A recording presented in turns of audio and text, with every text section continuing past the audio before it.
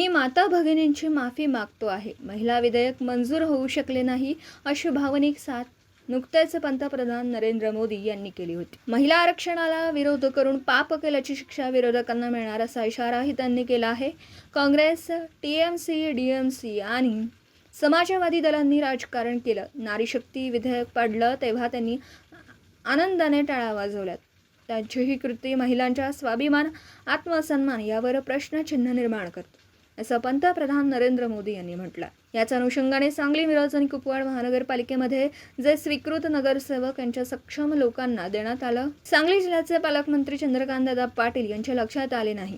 सांगली, मिरज आणि कुपवाडमध्ये सुद्धा नारी शक्ती, नारी सन्मान झाला पाहिजे होता, पण तो झाला नाही. सर्वसामान्य जनतेतून हा प्रश्न निर्माण होतो.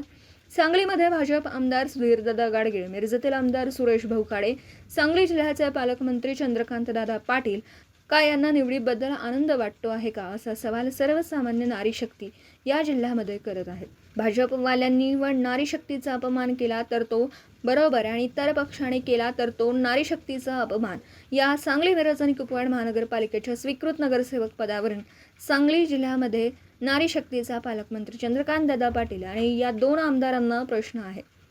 या 3 शहरांमध्ये नारी शक्ती सक्षम नाही का स्वीकृत नगर सांभाळण्यात? त्याचे उत्तर या पालकमंत्र्यांनी आणि या 2 आमदारांनी द्यावं, असे सर्वसामान्य नारी शक्तीचा व येथील जिल्ह्यातील नागरिकांचा प्रश्न आहे. या नेत्यांनी याचं उत्तर द्यावे. पत्रकार राजेंद्र शिंदे, झी न्यूज.